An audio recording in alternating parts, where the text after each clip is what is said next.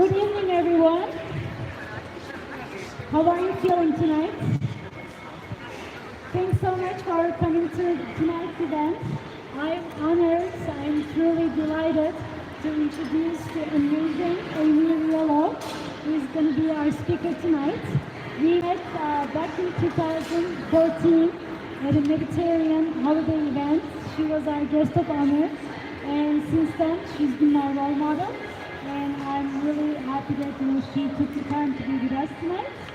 She needs no introduction. She has a very long bio. She's an award-winning writer, a TV personality, a cuisine expert. She's everything, and she travels the world, and she just educates people about different cuisines, and she celebrates diversity every day. So please welcome Amy and enjoy the show. Thank you, Vivian, for those kind words. Can you all hear me okay?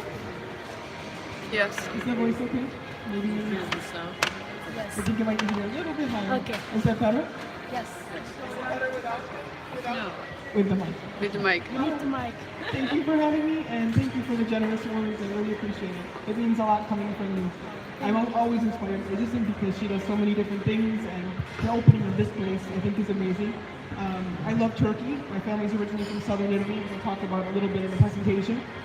But we were just joking that I wish I was Turkish because I like Turkey so much. When I go back to Italy, I usually take Turkish Air to get there. People say, why do you take Turkish? It's longer. I said, yeah, but I get to stop in Istanbul. So it's a pleasure to be with all of you tonight and to taste this amazing food and coffee and tea. But also to be talking about a topic that's so important to me and also to Jism, which is the Mediterranean diet. For those of you who don't know me, I'm a cookbook author. I'm also a food historian and a culinary anthropologist.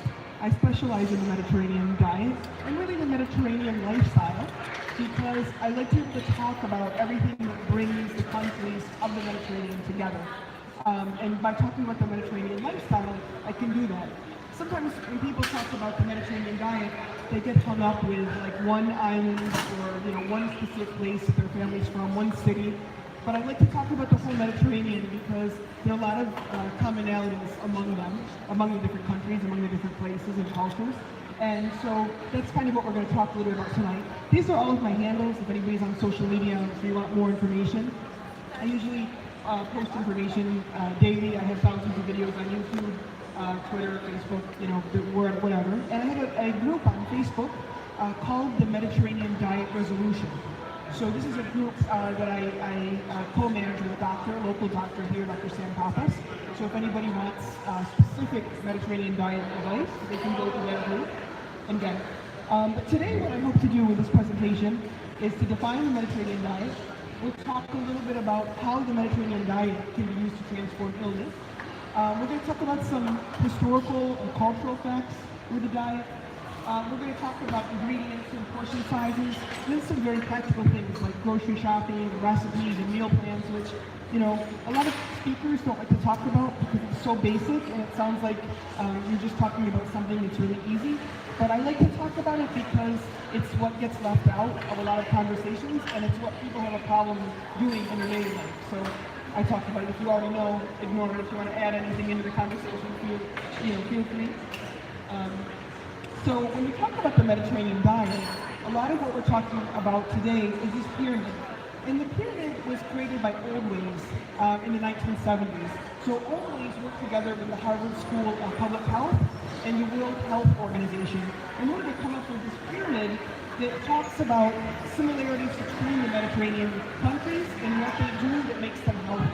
So the main thing here is being physically active and eating meals with others. So, before we even talk about food, we talk about the social aspect. So, one of the reasons why this cafe is so nice, because it gives people, thank you. Is that better? Yes. Okay, good. So it gives people the opportunity to be together. And they're finding in a lot of the blue zones where people live longer, it's being together and that emotional component of sitting and breaking bread that lends to people's health before we even talk about the ingredients. And then we have physical activity, of course. Then we talk about this big group here, which is plant-based foods.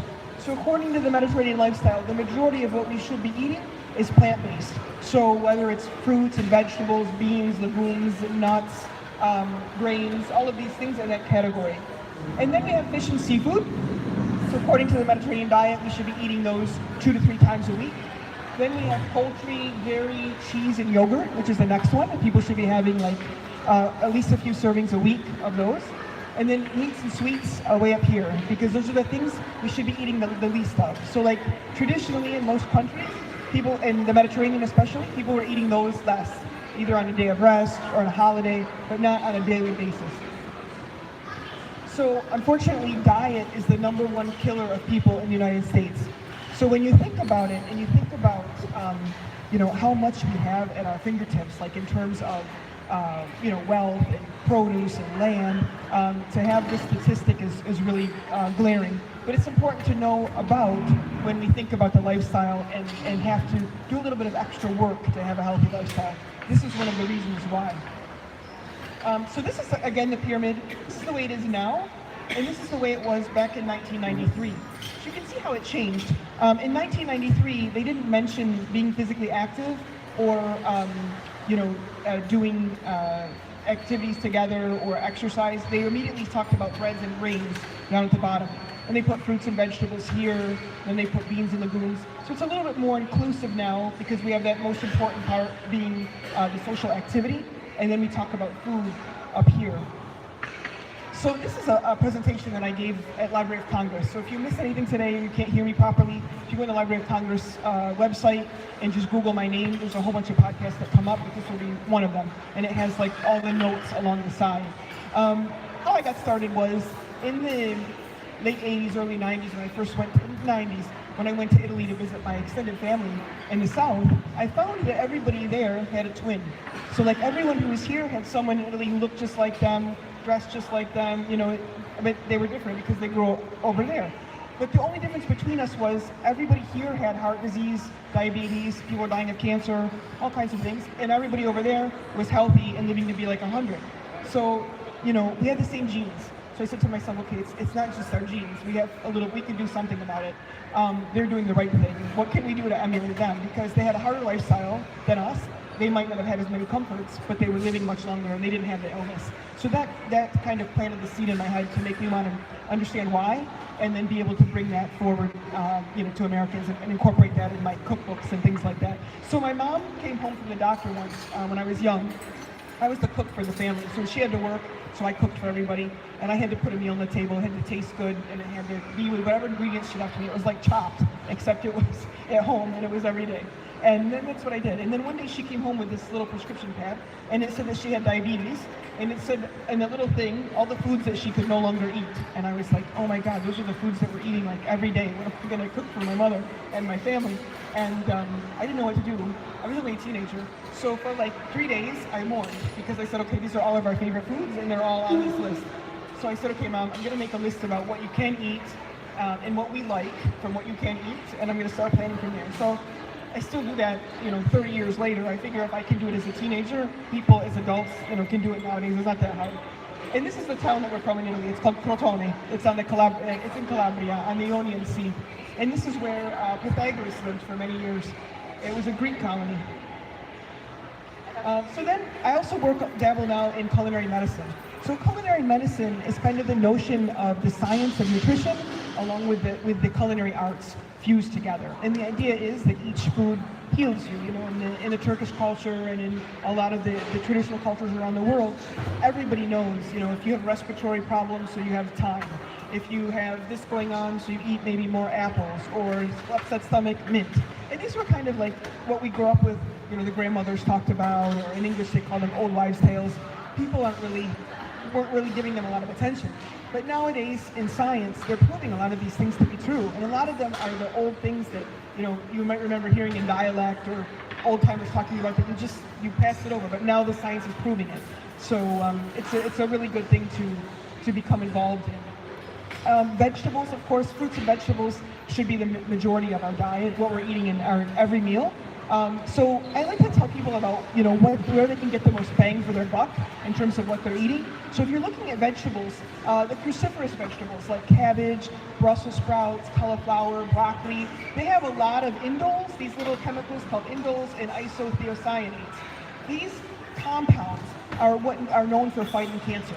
So really good for the body because these ingredients also help our body. Now they're finding they can actually help rewrite our DNA.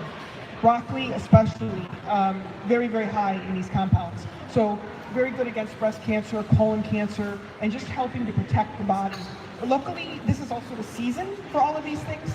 So whenever something is in season, in the olden days, that's what we had because that's what we had. But nowadays, we have everything, and it's hard to remember what is in season. These are in season right now, so our body will benefit more from them. Our body craves the nutrients of the crops that are in production right now in the area we live. So if we're living in Turkey right now, we're going to crave different things maybe than if we're living right here right now. If we live in Florida, different things. But as long as you're eating what's growing in your area, you set yourself up for success.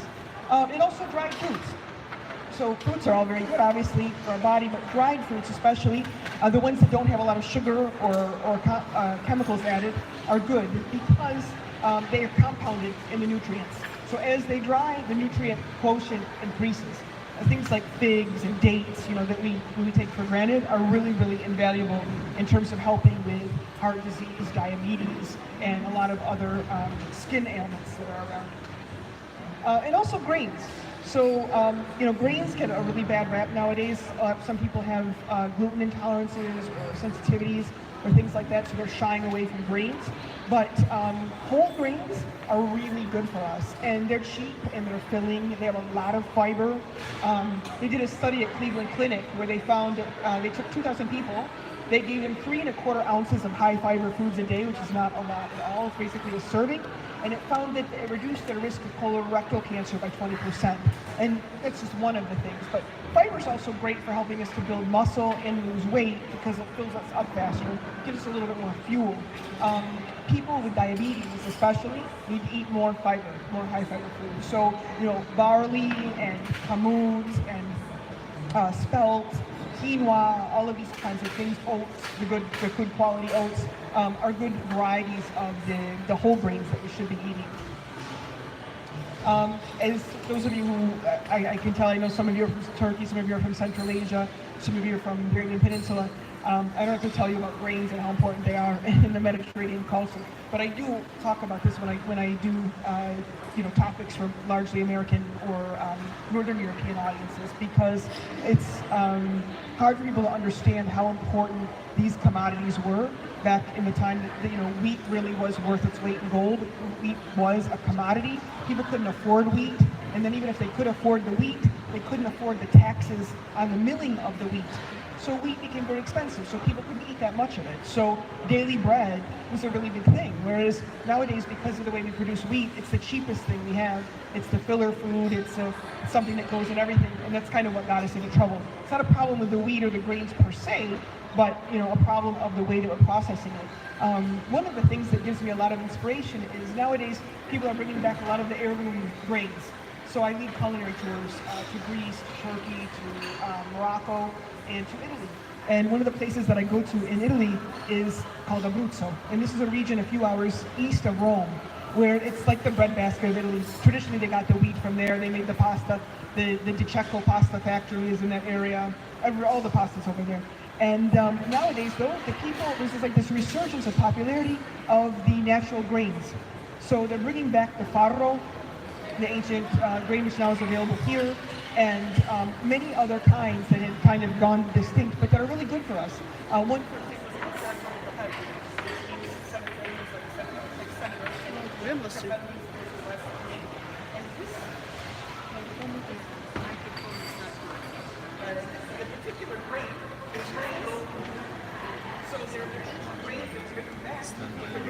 Standby'a geçiyor.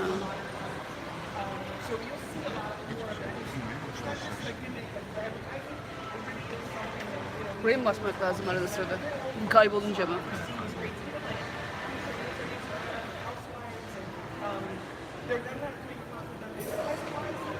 It should be working. Okay, I think this is better now. Thank you, Vanessa.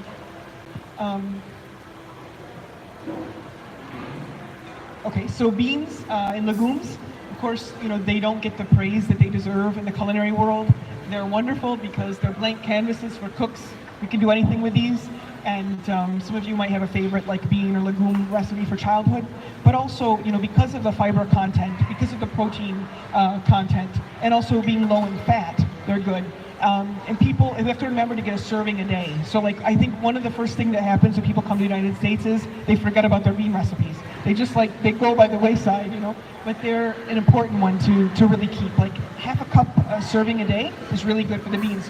So, these are some of the ones that we have available nowadays, but any kind that you eat is really good for you. So the world's oldest agricultural crop were also a variety of fava beans.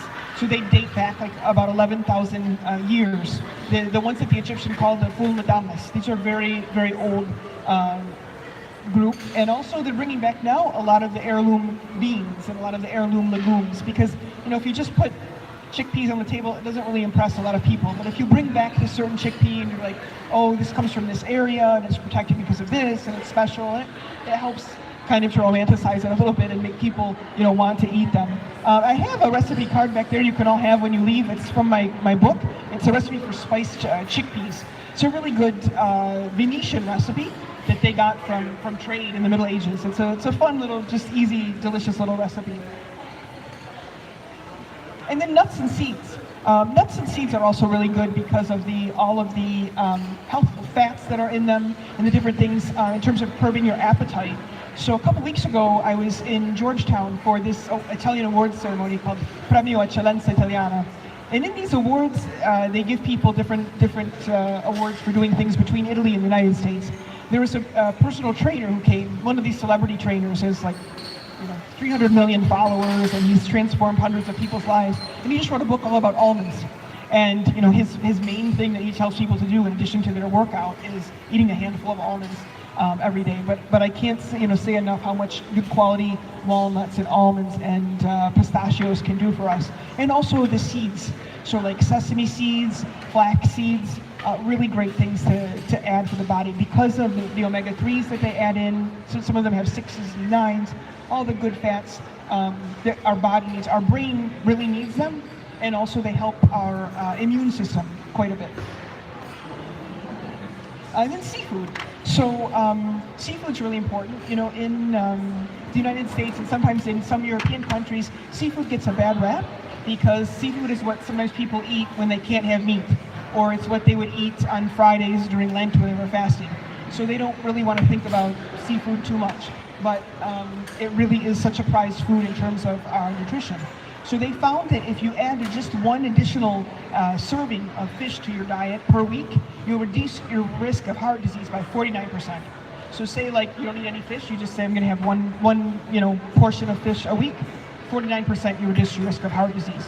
If you put olive oil and lemon juice on the fish, then you absorb much more of the nutrients, and you absorb it better, you digest it better, you absorb more nutrients, and it helps it more. So that combination of like the olive oil and lemon juice on any healthy food, whether it's fish or greens or beans or legumes, is a really good combination.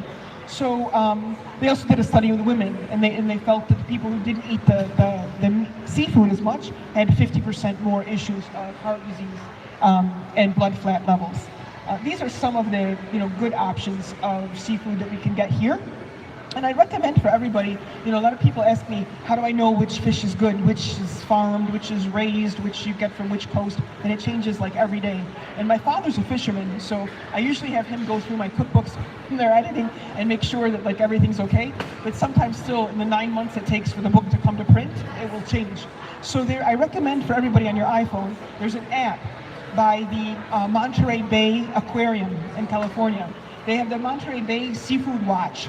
So there's an app you can download for free, and it will tell you every fish, shrimp, seafood, crab, whatever. You put it in, and then it will tell you like the worst to the best. And so when you go to the store, okay, this is what I should buy. The easy way is to go to Whole Foods because they'll kind of give you a little report on everything. But if you're going to your own fisherman or to the wharf or to somewhere you want to know, the Seafood Bay is a very good indicator. The Monterey Bay, sorry. So here's a little bit about some of the reasons why seafood is good. Zinc being really important for the immune system.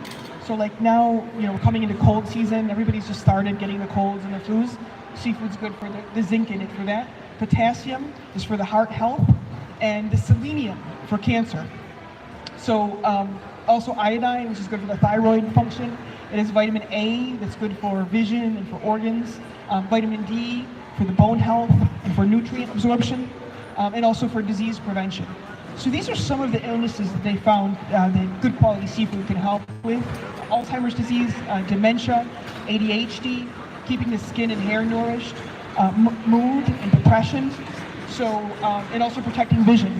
So if you pair the seafood with, like, again, the olive oil, the lemon juice, and then maybe some of the nuts or the seeds that we talked about earlier, because they have the omega-3 too, that's perfect brain food. Really, really good things for the brain in all of those ingredients. So then, we have dairy and poultry.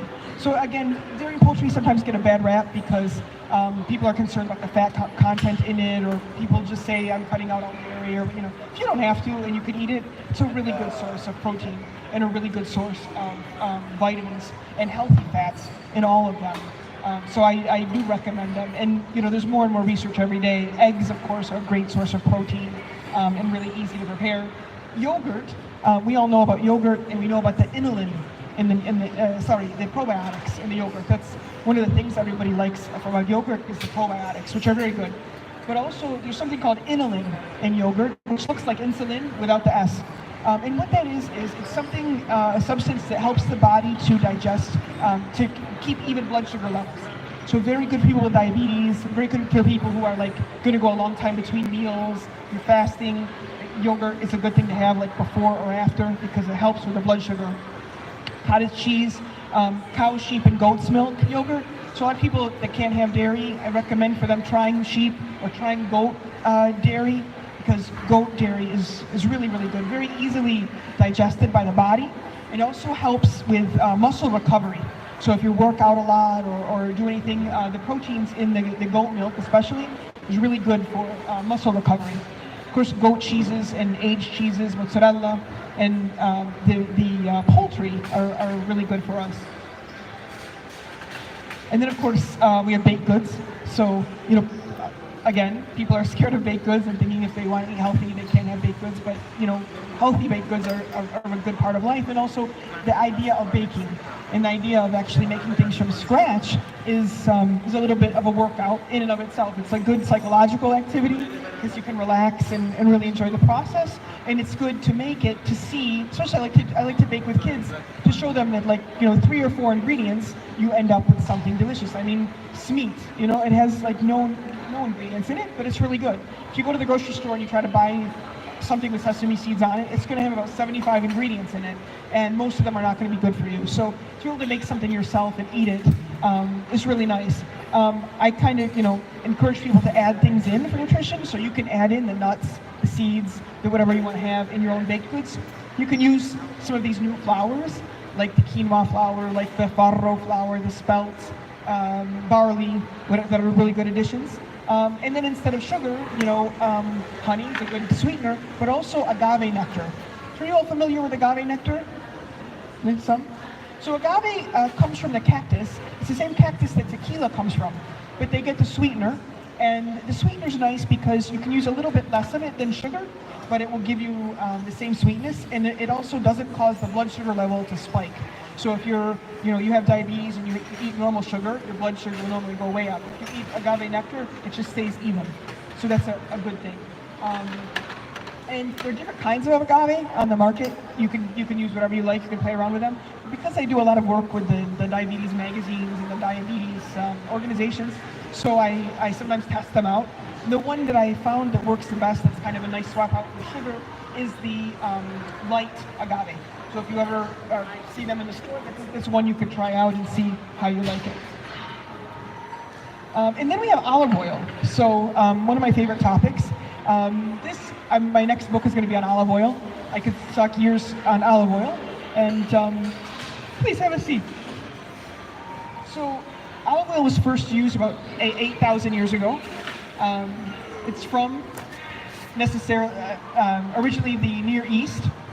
And olive oil was very important in terms of commerce, in terms of trade, in terms of a religious component, but also a very important, religious and spiritual component. And whether it's in the Old Testament, the New Testament, all the holy books talk about the olive oil. And then we see about the 4th century, before the Common Era, they start using olive oil in cosmetics, and little by little it gets more important in food. So these are some of the good things that olive oil can do, good quality olive oil can do for the body, right? Preventing formation of blood clots, lowering the total blood cholesterol, boosting the immune system, getting rid of the effects of toxins, microorganisms, parasites, helping calcium absorption, actually helping the absorption of all nutrients in food. Anything that is fat soluble, so like turmeric. A lot of people are eating turmeric now because for arthritis or for joint pain, they want to have less. But if you just have turmeric by itself, it's not going to do a lot. Turmeric's fat soluble, so you have to have it with fat. So if you have it with olive oil, that's a really good place to boost the turmeric. Helps with rheumatoid arthritis, preventing tumors and different kinds of cancer. But the deal with olive oil is, in order to get it to work and to give you all those benefits, you have to know which one is good. And there's so many different ones on the market. The labels don't mean anything, and people spend a lot of money on nice marketing, but it doesn't necessarily mean that's a good oil for you to digest. So a lot of times when I go to Italy, I go with the Italian trade agency, and I go specifically for olive oil conferences. So we have these panels, and we have people from the Vatican, farm cooperatives, olive oil producers, people from Congress, people from all over the world, and they talk about the world of olive oil. And it's really nice because then I can come back with this information and give it to people in my classes. So if you want to know everything that I'm going to give you like a little bit of, it's on my blog. You can get to my blog through my website, which is amyriolo.com. There's an article called What the Italians Want You to Know About Olive Oil. So if you go there and read it, it has it's like 4 pages worth of information. But I'll go over some of the quick things now. So the first thing with olive oil, you need to know the definition of what does extra virgin mean. You definitely want to be using an extra virgin olive oil, right? But most of them now are labeled extra virgin, and they're not. The big scandal with the world of olive oil right now is, sorry, I have to use my hands a little bit more. So the big scandal right now with olive oil is what's extra virgin and what isn't. And they all label it extra virgin. I could take, what's in the contents of this cup and put it in a thing and put extra virgin olive oil. In America, nobody's going to do anything with me. In Italy, it'd probably be hung. In Greece or in Spain, serious offense. Here, not so much. So it's bad because we need the extra virgin one in order to be giving us the properties that we need. So what you all need to know about extra virgin is that to qualify as extra virgin, the acidity rate of the olive oil has to be 0.8% or lower. So in the world of olive oil, the lower the acid, the higher the quality. So it's a good quality olive oil. It will have naturally very low acid. Industry standards in our country are 0.8%. Now, among the serious people in Turkey and Italy and Greece and France and Spain, that 8% is like a joke because for them the good stuff is at least 0.4%. But we have 0.8%. So okay, anything under that is extra virgin. But our labels don't necessarily enforce that. So we have to look for other things on the labels to know that it's a trusted product. Then we can trust that it means extra virgin. So I'll get a little bit more into that. The other good thing about olive oil and what makes it so good for us are these things called polyphenols. So polyphenols are the antioxidants in olive oil that make it do all of that stuff on the previous slide. So the reducing of tumors, the preventing ADHD and all this stuff. That's because of the polyphenols. The higher the polyphenols, the better the quality. Not all extra virgin olive oils have polyphenols, but you need the polyphenols to do the medicine, the medical work for you. Polyphenols are also what we find in red wine that make red wine good for us. But olive oil and olive leaf are very high in polyphenols. And then you have to know the date of the olive oil. So in Italian we have a saying, olio nuovo vino vecchio, which means new oil, old wine. Just like you want the wine to age, you don't want the olive oil to age because you want it to be as new as possible. In a perfect world, if we could get the olive oil within 3 months of pressing, it's the best time. It brings the most flavor, but most importantly, the most nutrients. That's hard. But we can still look at the dates on the bottle and try to get it close.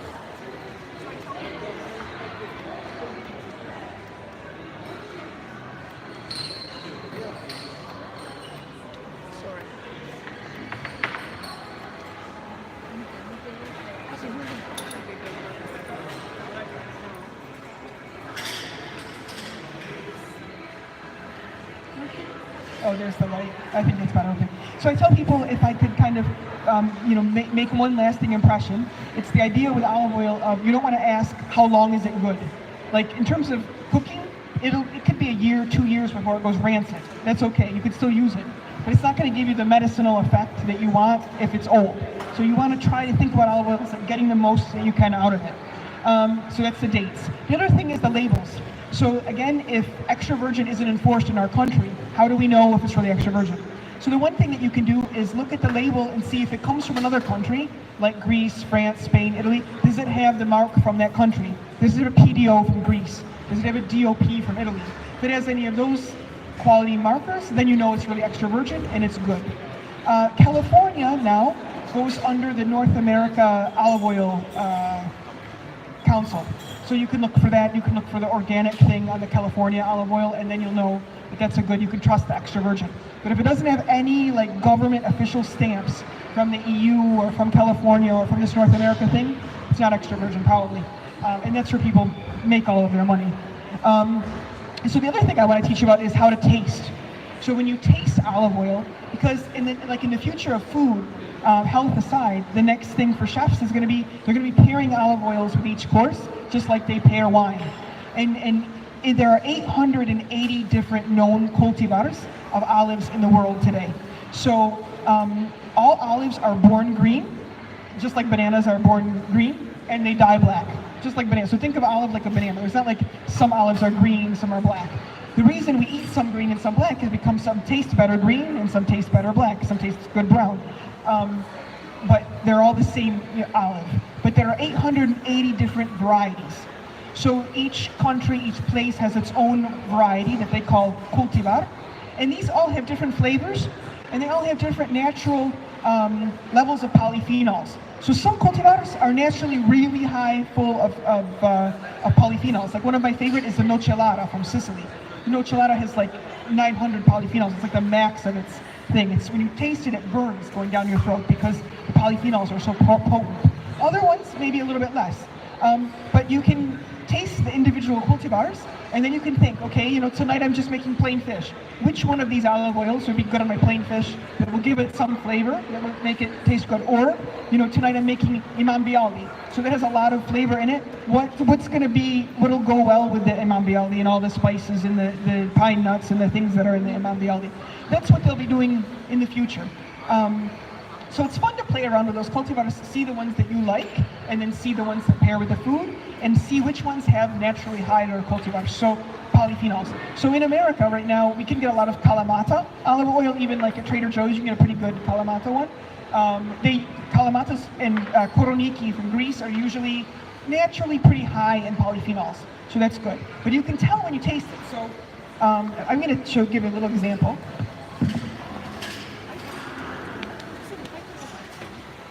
Oh, actually, give me this white. We'll put a little bit of tea.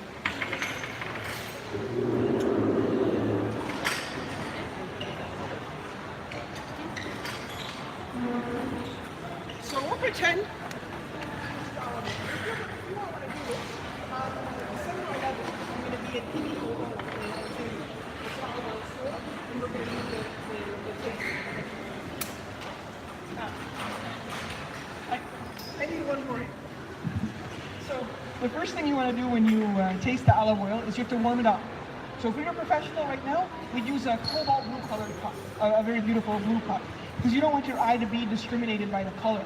Because in the olden days, many of you might remember hearing your family say, oh, the green olive oil is the good stuff. But now they put chlorophyll in the olive oil to make it look green, so it might not be the good stuff. And then once it's warm, you smell it. And I always close my eyes when I smell, because when you close your eyes, you can get more notes. So you think like, okay, what does this smell like? It's a good olive oil, if it's fresh, it should smell like freshly cut grass, like someone's cutting their lawn, or herbs, or tomato leaves, any of those good things that you like to eat. If you would like to eat it, that's a good smell. If it smells bad when you smell it, it's bad. Don't let anybody tell you, oh, it's supposed to smell like petroleum.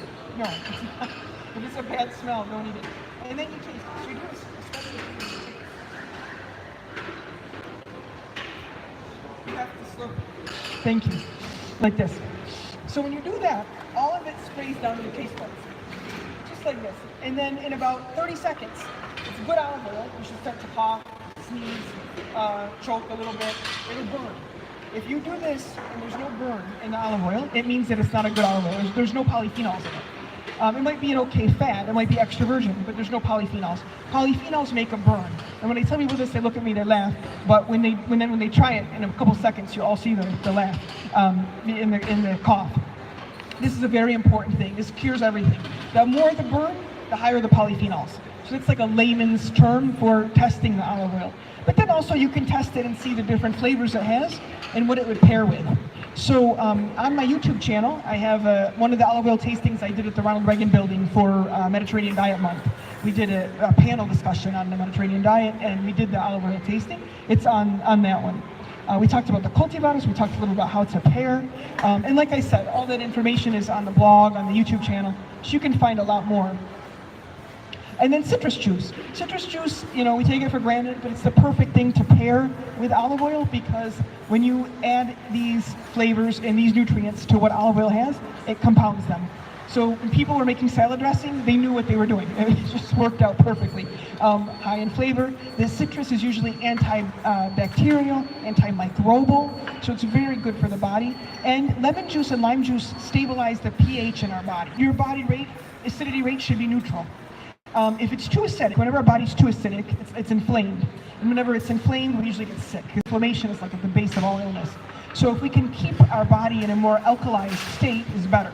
It's very hard in our modern culture because stress, processed food, alcohol, fried foods, just different things that we are part of our everyday life are acidic. So we have to get a lot of the alkalizing stuff in order to balance out the acidic.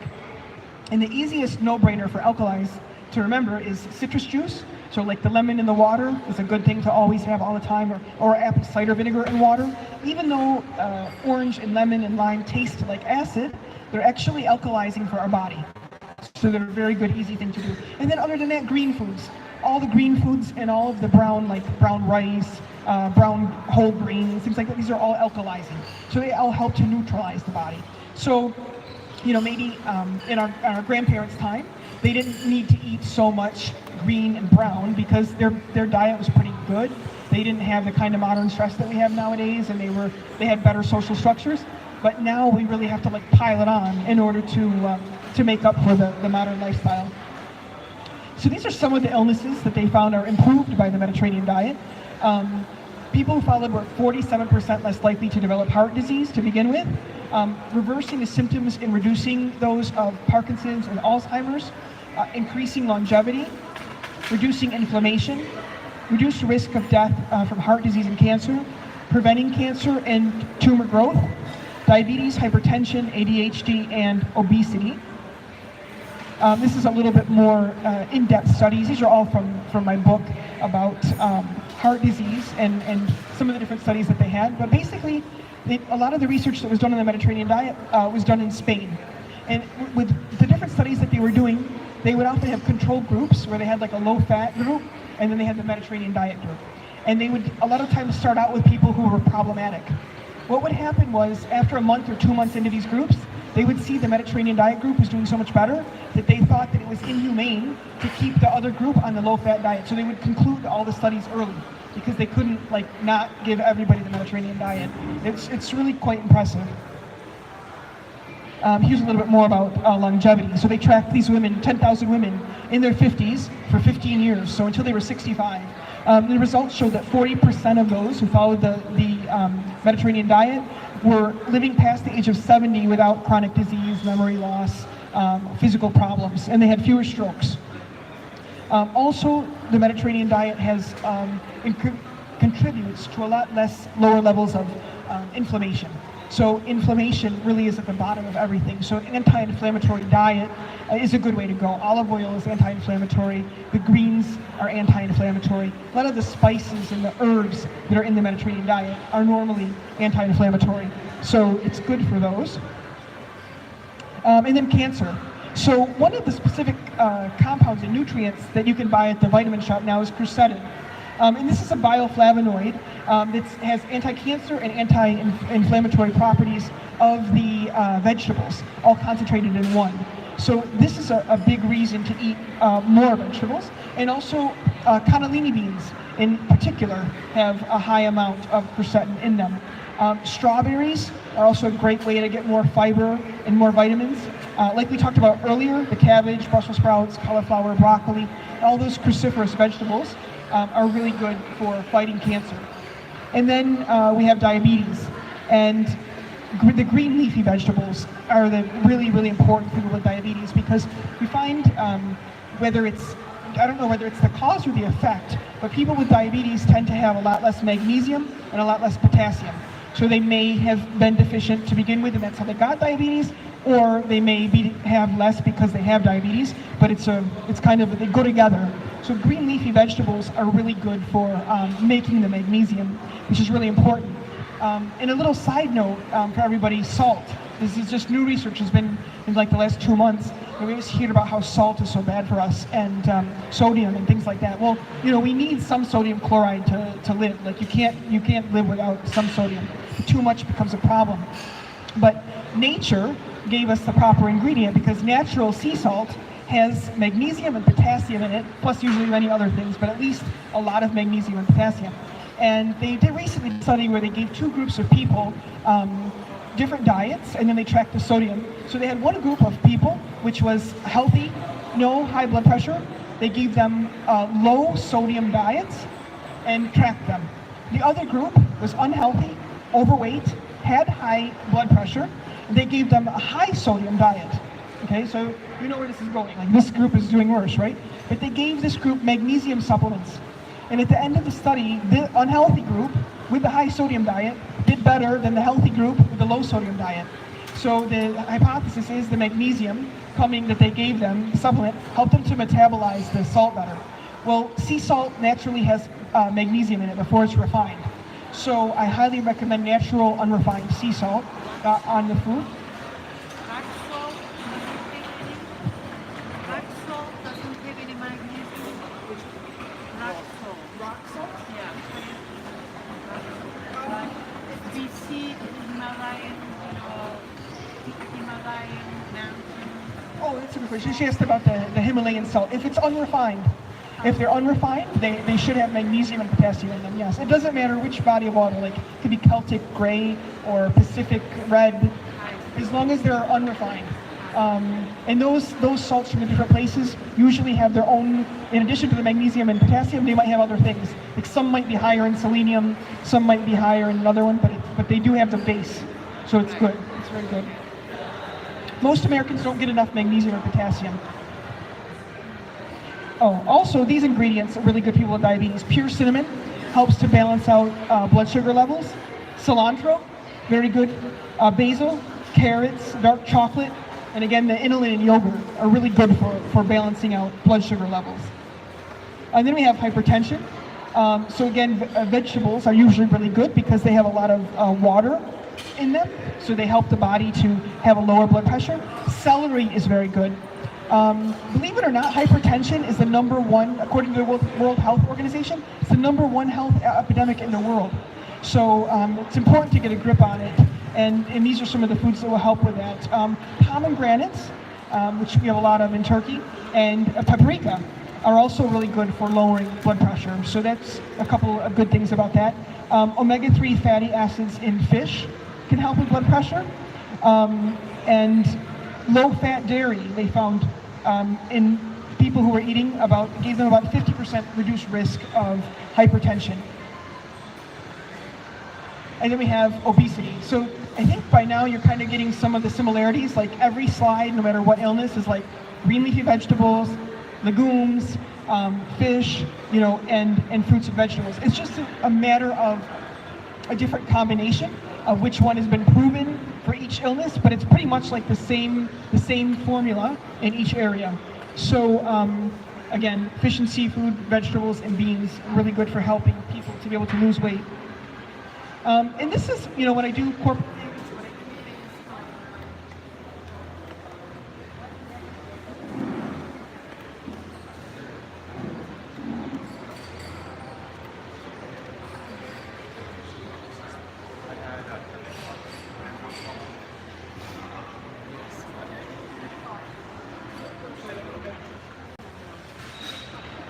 Okay, I think it's there. It is.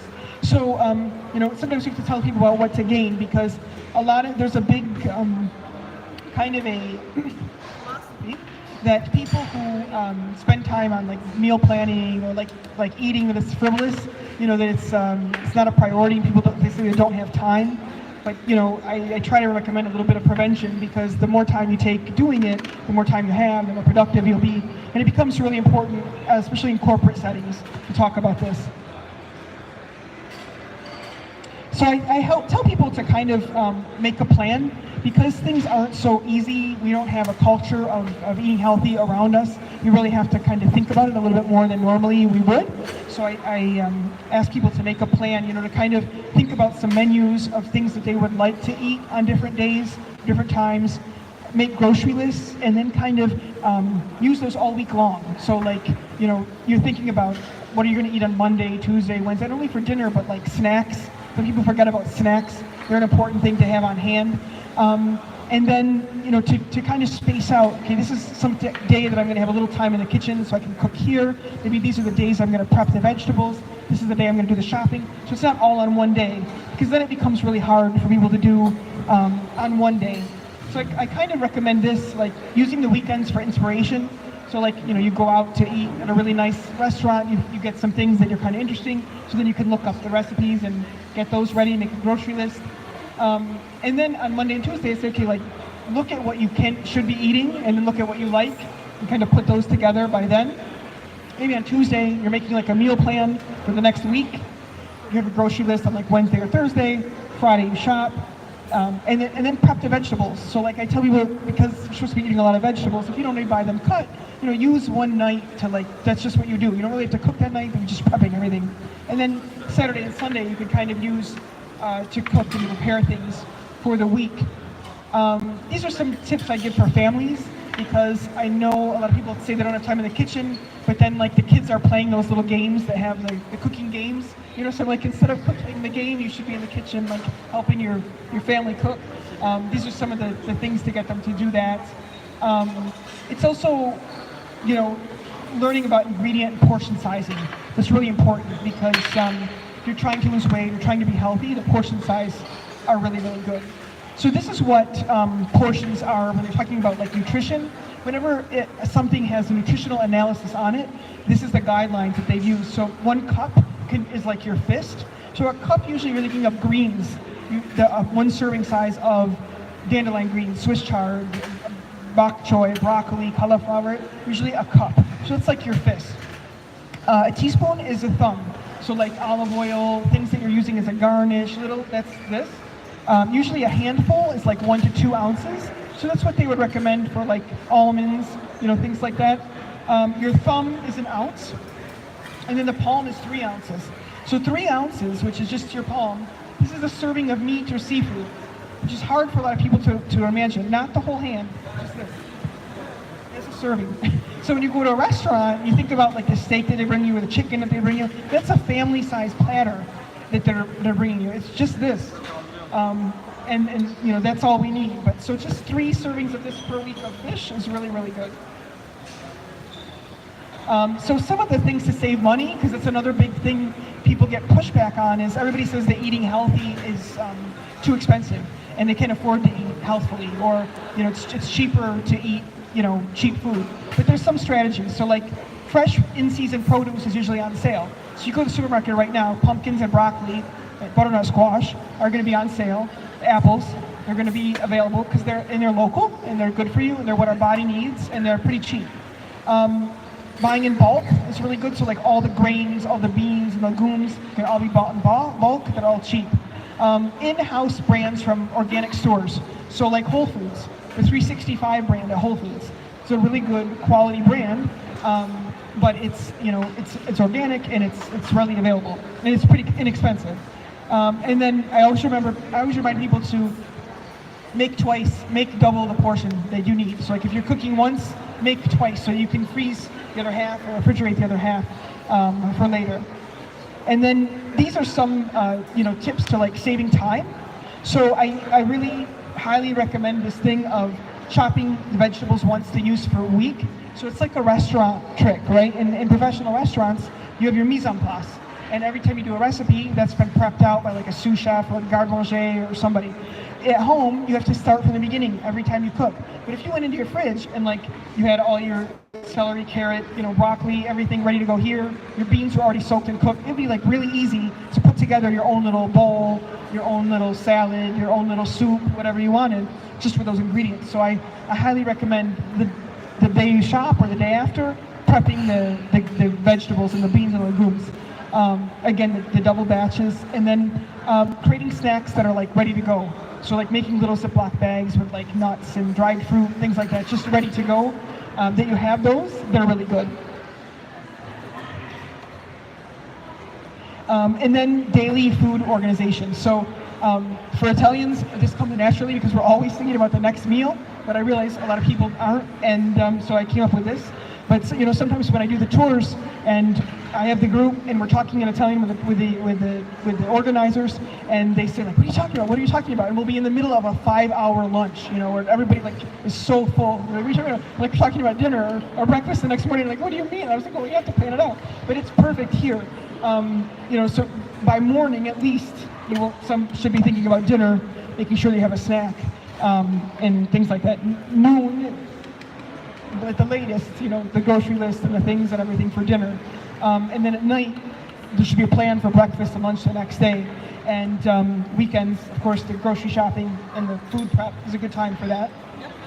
These are some of my other books that are available with the American Diabetes Association. I have the Italian one for sale here tonight.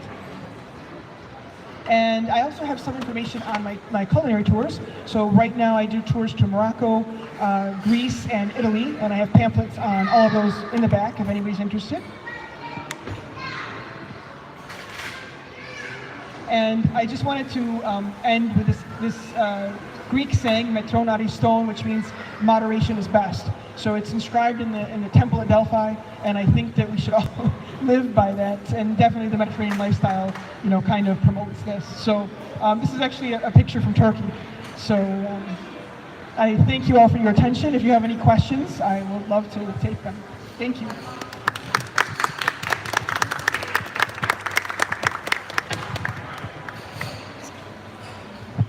So what inspired you to go this route to write books about the Mediterranean diet?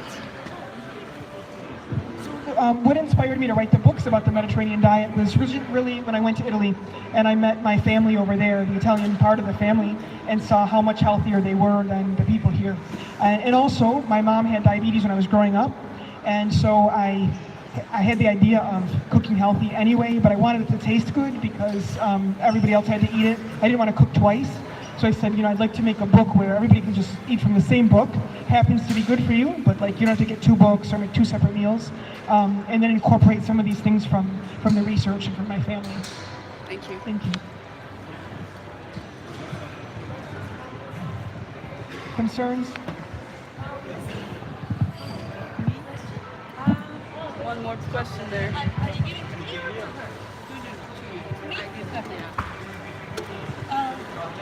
Nowadays, people usually talk about the problems, health problems that they get through eating meat, red meat, and because that is very acidic and it's very hard to digest, and they stuck in their immune system and then stay there and can cause many things like from cancer to all kinds of diseases.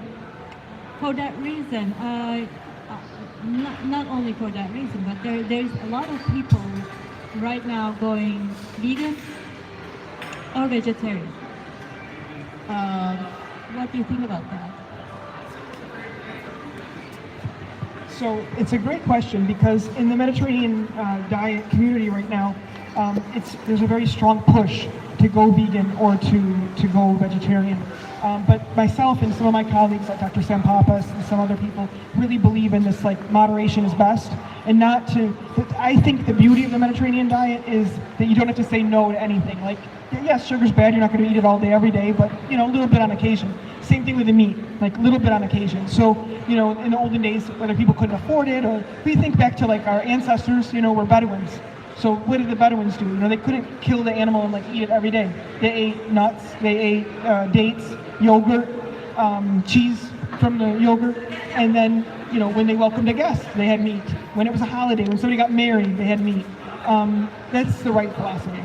So that's what we have to give away every forever. But like we don't need it every day. We definitely do not need it every day. And so that's a good thing. In this Mediterranean diet community, a lot of the reason they're pushing for the vegetarianism and the veganism is one, it sidesteps the bad agricultural practices that we have with the beef and the cattle in this country. The other thing is, then when they went to the Mediterranean to study originally, they went to Calabria, where my family's from, a town called Nicotera. They went to Greece, and they usually would go during the times of fasts. So when people were fasting for Lent. So in the Christian Orthodox community, when they fast, they don't eat they're vegan, basically. It's a vegan fast. So they came back and they said, oh, the people eat olive oil, the people eat green beans, the people eat this.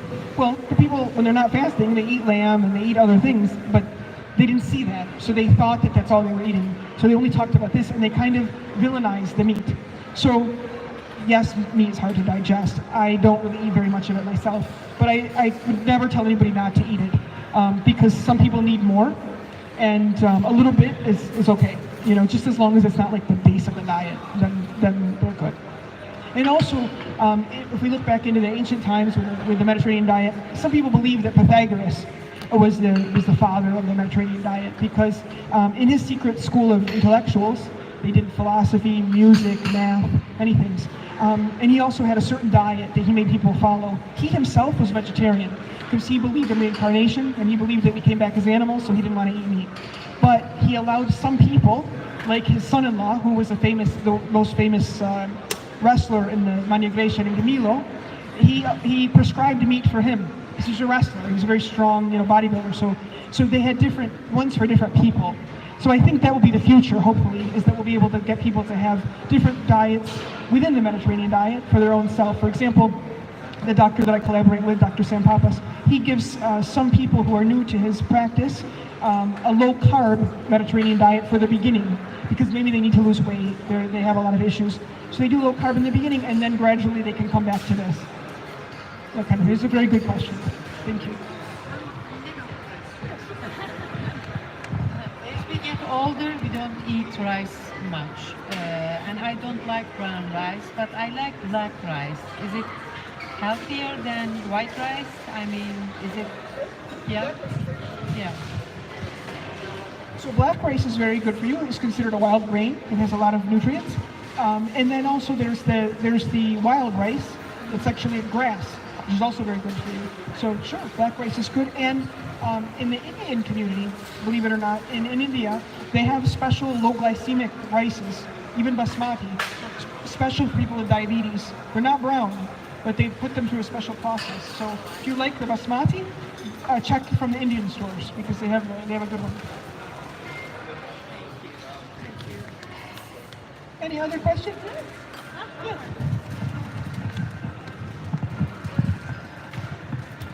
So a friend of mine who's like into diets and nutrition and all that was telling me that like low-fat dairy is bad in general because of what they do to the product in making it low-fat. So and one of the things I noticed was you had mentioned low-fat dairy on one of your slides. So that was one question. The other thing, it seems like every other month the position on egg changes. So egg yolk is bad for you, high cholesterol. No, it has nothing to do with cholesterol. Now it does again. So I was wondering what you think about that. So at the end of the day, for both of those questions, egg and fat and the dairy, it kind of depends upon who's paying the bills. With the egg, there was a study like a month ago saying everybody should have 5 eggs a day, and here's why. It's like huge, that's a big amount. Any cholesterol or not, it's just like it's a big quantity. The general consensus is an egg is fine. An egg is good. You can incorporate it. Most Mediterranean diet prescribes eggs.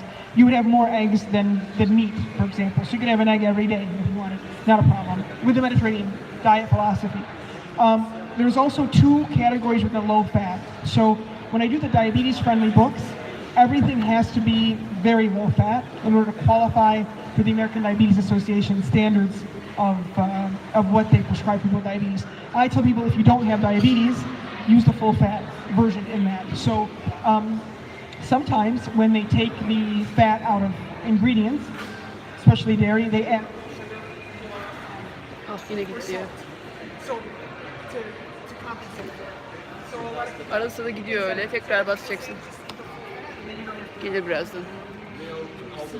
Exactly. So mostly myself, I eat the full fat. But in the diabetes books, I have the low fat where they don't call it. Geldi. Last one. Thank you.